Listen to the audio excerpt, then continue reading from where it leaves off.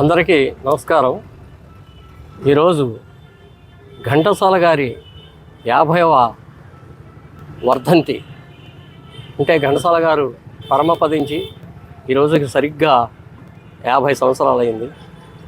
ఈ సందర్భంగా మన ఉభయ తెలుగు రాష్ట్రాల్లో అనేక చోట్ల ఆయన యొక్క వర్ధంతి కార్యక్రమాలు ఎంతో వేడుకగా జరుగుతున్నాయి.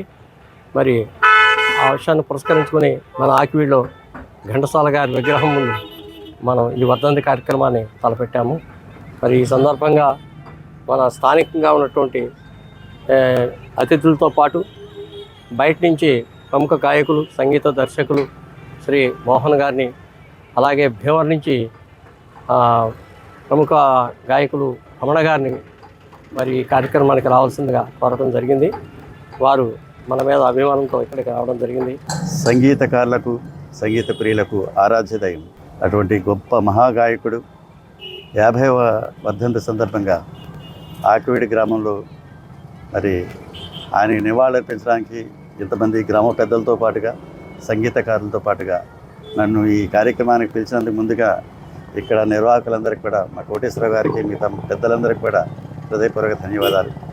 ఘంటసాల మాస్టర్ గురించి నేను ప్రత్యేకించి చెప్పాల్సింది ఏం లేదు, కానీ చెప్పవలసిన విషయం ఏదైనా ఉంటే కనుక ఆయన ఎంత గొప్ప గాయకుడో తెలుసు, కానీ ఎంత గొప్ప సంగీత దర్శకుడు అంటే ఈ ప్రపంచంలో గాయకుడిగా అద్భుతమైన పేరు తెచ్చుకొని సినిమా సంగీత దర్శకత్వం వహించిన, ఎక్కువ సినిమాలకి సంగీత దర్శకత్వం వహించిన ఏకైక వీరుడు Ghantasala master.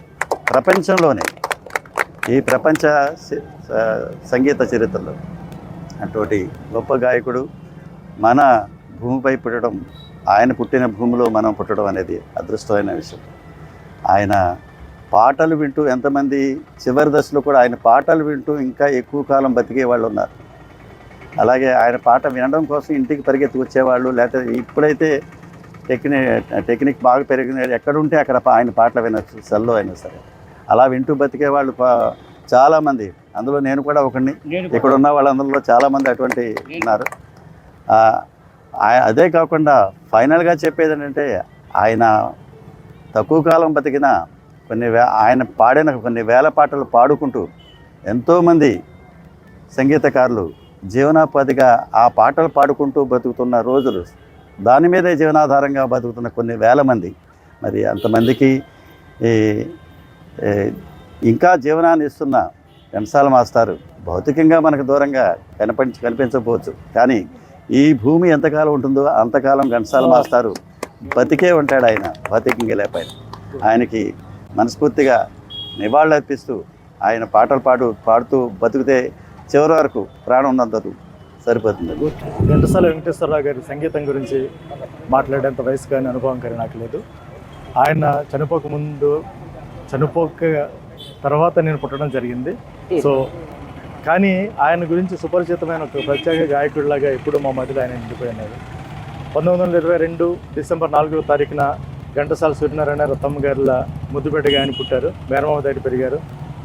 Vizianagaram college principal ద్వారా ఆయన సంగీతం నేర్చుకుని ఎల్లమ్మ తల్లి దేవాలయంలో ఆయన భిక్షాటన చేసుకుంటూ ఒక గొప్ప గాయకుడిగానే కాదు, అతి గొప్ప సంగీత దర్శకుడిగా శ్రోతలందరినీ నురితొలగించిన గొప్ప మహాగాయకుడు ఘంటసాల వెంకటేశ్వరరావు గారు. 1970 సంవత్సరంలో ఆయన పద్మశ్రీ అవార్డు గ్రహించుకుని 1974 సంవత్సరంలో భగవద్గీతతో ముగించి ఆయన జీవితాన్ని 1974 ఫిబ్రవరి 11వ తారీఖున ముగించారు. ఎన్నో అద్భుతమైన సినిమాలకి అద్భుతమైన గాయకుడిగా పాటలు పాడారు. పుష్ప విలాపం లాంటి ఒక గొప్ప మహాకావ్యాన్ని సంగీత రూపంలో ఆయన ఆవిష్కరించారు. ఇప్పటికీ భగవద్గీత అంటే కేవలం ఘంటసాల మాస్టర్ మాత్రమే గుర్తుండే విధంగా ఆయన భగవద్గీతని శ్లోకాలను ఆలపించారంటే అంతకంటే గొప్ప విషయం మన భారతదేశం గర్వించదగ్గ విషయం లేదని నా అభిప్రాయంగా తెలియజేస్తూ, సౌటుపల్లి గుడివాడ దగ్గర సౌటుపల్లి అని నిర్మించారు. అదే రకంగా మరి ప్రపంచం గర్వించదగ్గ గాయకుల్లో పెద్దలు చెప్పినట్టుగా గాయకులు ఆయన ఒకరు. కానీ ఆయన సేవలు తెలుగువారు కూడా తెగ గుర్తించలేదని అనిపిస్తుంది. నేను కోరేది ఒకటే, ఈ వారంలో 5 భారతరత్న ఇచ్చారు.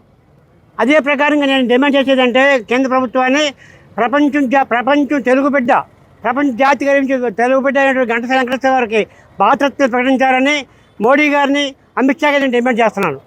ఇవాళ మన మీరు అందరికీ భారతరత్నలు ఇస్తున్నారు. భారతరత్న సరైన అర్హుడు ఎవరైనా ఉంటే మా ఘంటసాల వెంకటేశ్వరరావు. కాబట్టి ఆయనకి భారతరత్న ఇచ్చి గౌరవించాలని, మరి మీరు ఆ యొక్క స్థాయికి, ఆ కోవకి మౌనత ఇచ్చి ఆయనతో పాటు మా రామారావు గారు కూడా భారతరత్న ఇవ్వచ్చు.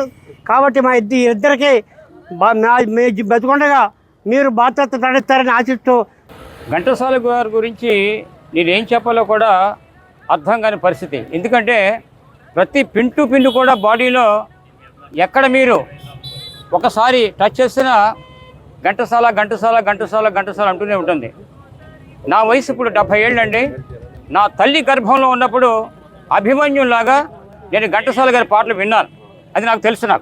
నా తల్లి గర్భంలో ఉన్నప్పుడు 1954లో ఘంటసాల గారి పాటలు విని దాంతోనే నేను పెరిగాను. ఇవాళ కూడా మన యోగా మందిరంలో, పతంజలి యోగారోగ్య కేంద్రంలో ప్రతిరోజు కూడా 50 మంది యోగాకు వస్తున్నారంటే ఆ యొక్క మహానుభావుడు పాట ఆఖరిని ఏదో ఒకటి వినిపిస్తాడు. ఈయన ఇంటేనే మాకు ఒక శాంతి ఉంటుంది అని ఒక భావంతోనే వస్తున్నారు తప్ప నా యొక్క టెక్నికల్ పాయింట్ ఏమీ నా వాయిస్ ఏం కాదు.